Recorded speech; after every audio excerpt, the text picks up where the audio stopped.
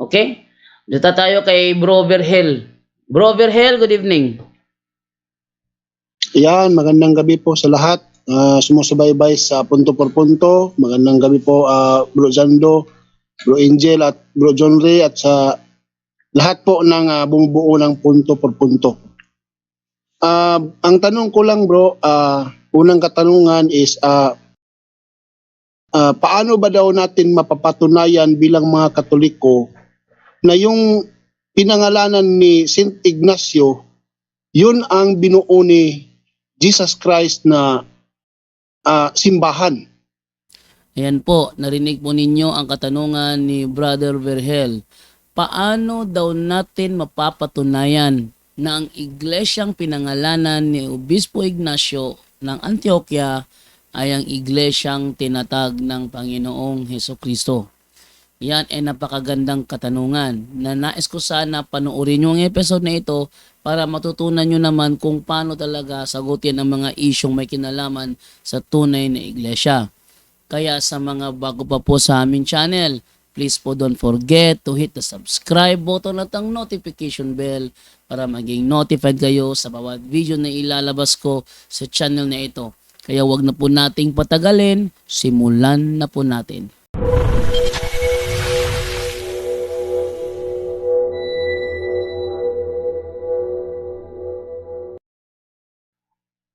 Yun na nga. Ito, balikan natin. Ayan o. The church founded by Christ is here for the first time called the Catholic Church. Katunayan, ito. Para magsaliksikan tayo, unang-una, sa Biblia, nakarating ang iglesia sa Antioquia. Yan ay nasa Gawa 11:26. Babasahin natin. At ang ng kanyang matagpuan ay isinama niya ito sa Antioquia. 1 taon silang nanatili roon nakasakasama ng iglesia at nagtuturo sa maraming tao. Doon sa Antioquia, unang tinawag na Kristiyano ang mga tagasunod ni Jesus. Kanya? Sa Antioquia, unang tinawag na Kristiyano ang mga tagasunod ni Jesus. Ayon naman sa Gawa 20:28, ganito naman. Sabi ganito, ingatan ninyo ang inyong sarili at ang buong kawan na sa kanila ginawa kayo ng Espiritu Santo ng mga obispo upang pakanin ninyo ang iglesia ng Panginoon na binili niya ng kanyang sariling dugo. Yung iglesia may obispo nakarating sa Antioquia. Ngayon, tingnan natin kung ano ang listahan ng bishops of Antioch. Yan, para tayo, na meron tayong ebidensya na hindi tayo nag-aangkin na tayo ano-ano lang. Tingnan natin ha, search tayo. Search tayo. Sige. Search tayo dito. List of bishops of Antioch. Yan, search tayo. List of Bishop of Antioch. Dahil mga obispo na mamahala Ayan. Nangunguna dito, ayan, Pedro, Evodios, Ignatius. Tingnan natin, buksan natin to. Ayan, list of patriarchs of Antioch. Sino nangunguna? Pedro. Sinong Pedro ito? Yun, tingnan natin. Saint Peter, also known as Peter the Apostle. Simon Peter, Simeon, Simon or Cephas was one of the 12 apostles of Jesus Christ and one of the first leaders of the early Christian church. So, ang unang bishop of Antioch, Apostol Pedro. Sunod, sinong sumunod? Evodios. Sino si Evodios? Saint Evodios or Euodias was an early Christian bishop of Antioch succeeding Saint Peter. Yan. Ito naman si Saint Evodios, siya ang nagbigay ng pangalang Kristiyano doon sa Gawa 11:26. Siya nagbigay ng pangalang Christian. The second bishop of Antioch ang nagbigay. Sabi sa Gawa 11:26, sa unang pagkakataon, tinawag sila na Kristiyano. Ang nagbigay ng pangalang Kristiyano, si Evodios. Mamaya, pakita ko mamaya ang ebidensya natin dyan. Hanapin ko lang yung website nun. Ikatlo na Bishop of Antioch, sino? Ignatius. Yan. Also known as Ignatius Theophorus, was an early Christian writer and patriarch of Antioch. O yan. So si Bishop Ignatius ang ikatlong obispo sa Antioquia. Ngayon, si Bishop Ignatius gumagawa yan ng mga liham. Na mga liham. Katunayan, isa sa mga liham na ginawa niya, yung liham niya sa Smyrna. O, pakita natin yung ano niya, yung kanyang liham sa Smyrna na kung saan una niyang binanggit ang katagang Katoliko. Ito, sabi ni Bishop Ignatius sa Smyrna, narito ang sabi niya. Yan. Chapter 8. See that you all follow the bishop even as Jesus Christ does the Father, and the presbytery as you would the apostles, and reverence the deacons as being the institution of God. Let no man do anything connected with the church without the bishop. Let that be deemed a proper Eucharist, which is administered either by the bishop or by one to whom he has entrusted it. Wherever the bishop shall appear, there let the multitude of the people also be. Even as wherever Jesus Christ is, there is the Catholic Church. Dito niya unang binanggit ang pangalang Katoliko. The Catholic Church. Ngayon, ano ang kanyang reason behind kung bakit na pinangalan ng Katoliko ang iglesia? Ito ang reason niya. Sabi ganito. Yan, no? Wherever the bishop appears, there let the people be, as wherever Jesus Christ, there is the Catholic Church. Epistle to the Church of Smyrna, chapter 8, verse 2. The church founded by Christ, yung iglesia na nasa Gawa 11:26, yon ang iglesia tinayo ni Kristo nakarating sa Antioquia. Si Pedro ang unang bishop doon.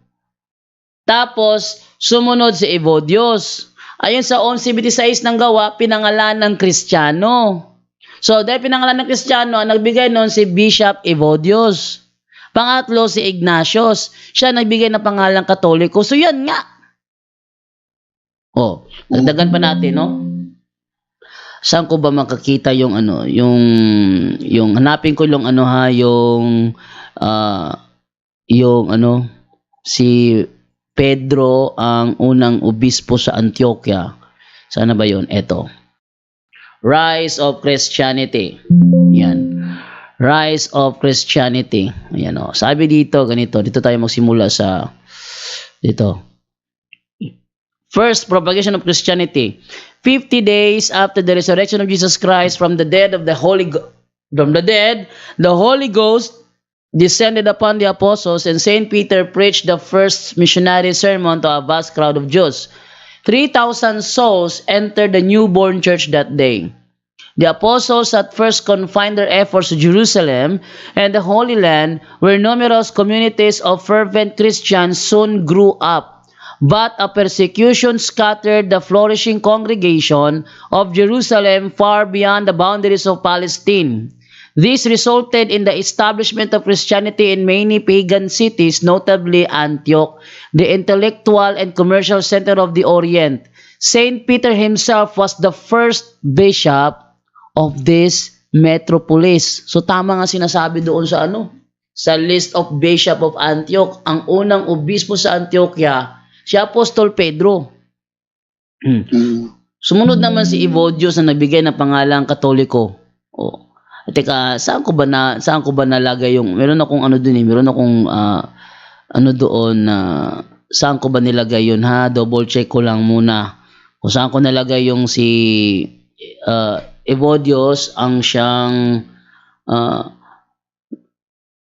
ito. Buksan ko muna itong website na ito. Itong website na ito para makita ninyo.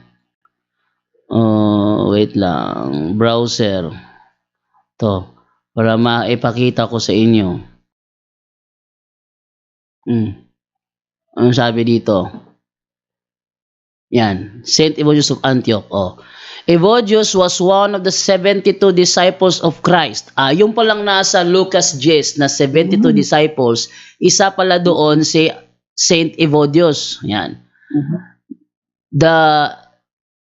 Evodius was one of the 72 disciples of Christ, and Catholic tradition has always held that he was the first bishop of Antioch after Saint Peter. So siya yung ikalawang bishop of Antioch.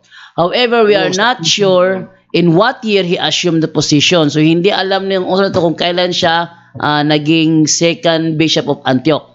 As bishop of Antioch, he was the first to coin the word Christian to refer to the disciples of Christ. Nasa Biblia, sa Antioquia unang tinawag na Kristiyano ang mga alagad. Ang nagbigay pala ng pangalang Christian si Bishop Evodius of Antioch. Tapos sumunod sa kanya si Bishop Ignatius ang nagbigay ng pangalang Katoliko. So tayo yan, hindi yan iba, hindi yan ibang iglesia. Kasi may sa akin na doon sa punto por punto na truth prevails, may sa akin na paano mo mapatunayan na kayo yung sinasabi na tinatayo ni Jesus na iglesia. Yun na. Yun ang ebidensya ko. Kaya nga sila ayaw nilang magbasa tungkol kay Ignatius eh. Tanong agad nila, si Ignacio ba nasa Biblia? Yun na lang kanila. Yun namang group na punto por punto, truth prevails, hindi sa amin yan ha? Hindi sa amin yan. Pero kami doon bro, nakipag-debate kami doon sa mga anti-Catholic. Manila. Pero hindi sa amin yan. Papaalam ko lang, baka akalain nyo kasi sa amin yan. Hindi sa amin yan. Marami naman kami doon na mga Katoliko na sumaway sa mga pasaway din. Yun. Yun. So salamat sa mga bro, sa mga ini-screenshot ko kasi siya para may reference ako na sa kanila na nakipag Tapos bro, second question ko po, bakit po tayong mga Katoliko ay hindi katulad ng mga sulpot na mag-preaching sila sa kalye, sa mga bus, sa mga saan-saang lugar, open na mga lugar. Bakit po kailangan lang nating makinig doon sa halimbawa pag nagsisimba tayo, doon lang tayo nakikinig sa salita ng Diyos, na nagbabahagi sa salita ng Diyos. Bakit po wala ba tayong bro, parang mga tayo sa mga iba nating mga kapatid na mag-preach na parang katulad ng ginawa ng mga ibang sekta ba na kung magbabahay-bahay pa sila. Okay, napakagandang tanong yan. Ewan ko lang sa ibang lugar, pero dito sa Bohol, every Sunday may market preaching ang mga CFD. Sinuportahan pa yan ng speaker ng mga punto por punto supporters, kaya every Sunday by territory sila, mag-market preaching sila kung saan-saan, kasama pa nila si Paul Alima. Every Sunday yan ginagawa ngayon. Isa nga, dito kami Sunday, nandoon sila sa Valencia, nagpipreach sila diyan. Ando naman yung iba sa Antiquera, yung iba naman andoon kung saan-saan napupunta. Kaya nga nakadebate sila doon sina Ralph Lo Chavez kung saan man nangyari yon, sina Wilson Ochia, dahil doon sa market preaching. Nagma-market preaching kami dito. Matagal na yung kaugalian ng CFD Bohol ang market preaching. Doon naman sa Ozamis, meron naman kami natawag doon na doctrinal exposition. Yung doctrinal exposition namin sa Ozamis, ginagawa namin yun sa palengke. Dati sa IBJT, sumunod ngayon sa Ozamis City Grand Public Mall. Nandoon siya. Yung public mall namin, yun na pinalit sa aming public market. Kasi yung public market dati, mabantot, mabaho. Pinalitan ng public mall. Ando naman ngayon. Actually, nung bago pa ang public mall, ang pinakaunang nagkaroon dyan ng presentation sa stage, yung debate between Brother Wendell Talibong at saka Recording stopped. Yung Muslim si Ibrahim Romas. Yun, doon lang nangyari sa Grand Public Mall, bagong-bago pang Grand Public Mall noon. Meron kami noon. Sa Ozamis, meron din sa Bohol. Ewan ko lang sa ibang lugar. Yun. Oo. Yung kasi, pag ko kasi, parang napansin ko naman dito sa ating, sa simbahan, yun lang, nagsisimba, tapos, dito naman sa amin, meron kaming tinatawag na family grouping. So, puro lang din mga Katoliko. Tapos, magtitipon kami, schedule yung mga sponsor na bahay sa kasapi ng aming grouping.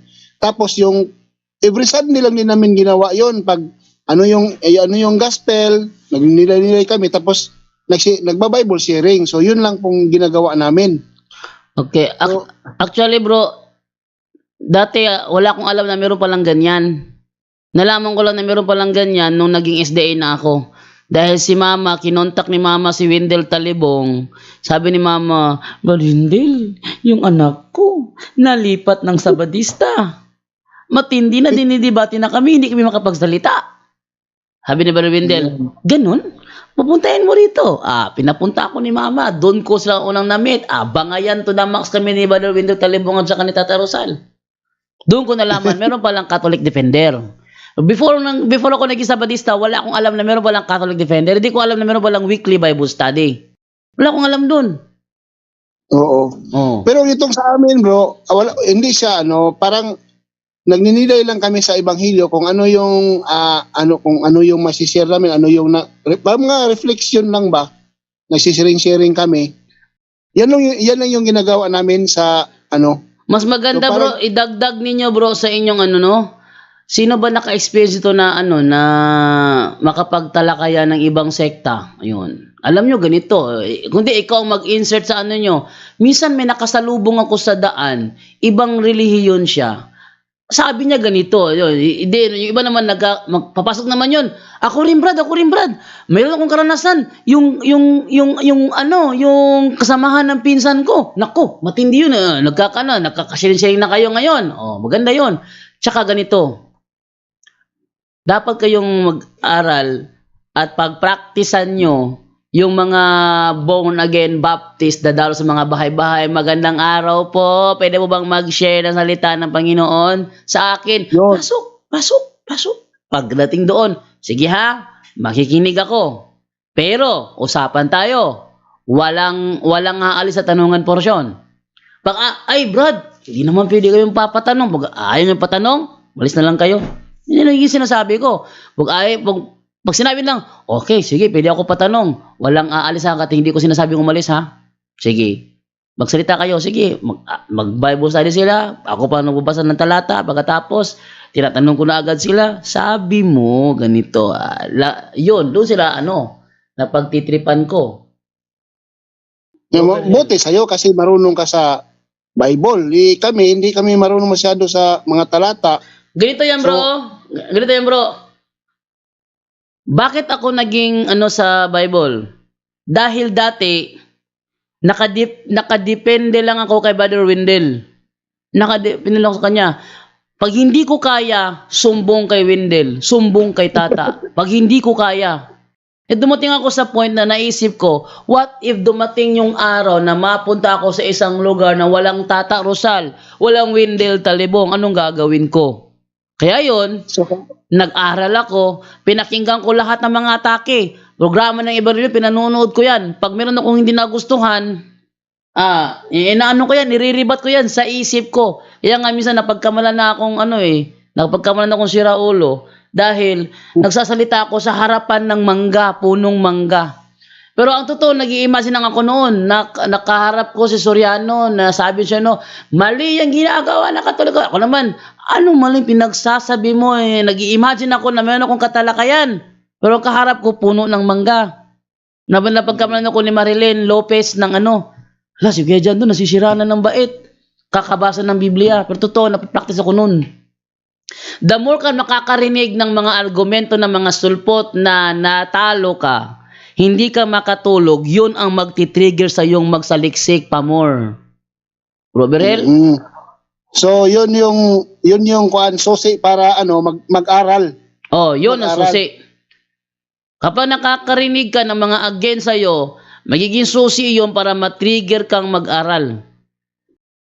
Yes po. So yun lang po, Bro Jando, yung katanungan ko. Salamat po sa sagot at magandang gabi po sa lahat. Okay. Ayan po ang ating tampok na episode sa umagang ito. Abangan po mamaya, may mga upcoming episodes po tayo. Sana po ay tangkilikin po ninyo. Dahil ito po yung nandito po yung mga clips na hinahanap po ninyo na sana ma-re-upload yung mga clips. Narito na po, nare-re-upload na po yung mga clips na magagandang mga katanungan. Nawa sana is tangkilikin din po ninyo at kung sakaling may ads, huwag nyo na lamang pong i-skip. Malimang siguro kung sobrang haba meron kasing mga ganyan mga ads sobrang haba, yun na lang i-skip ninyo. Pero yung mga maikli lang, huwag nyo na lang i-skip. Okay, maraming salamat po and bye-bye na po tayo. Maya-maya konti, abangan po ninyo mga 3 PM magbabalik po ang Punto por Punto clip episodes. Nawa po is panoorin nyo rin po. Ito po si Jando Alabado, mamayang gabi po, Monday Doctrinal Night tayo sa mga protestante na gustong pumasok, magipagtalakayan. Kontakin nyo lamang po yan at open yung ating Monday night. Doon po yan sa sa Bro Jando Alabado TV. Maraming salamat po and bye-bye.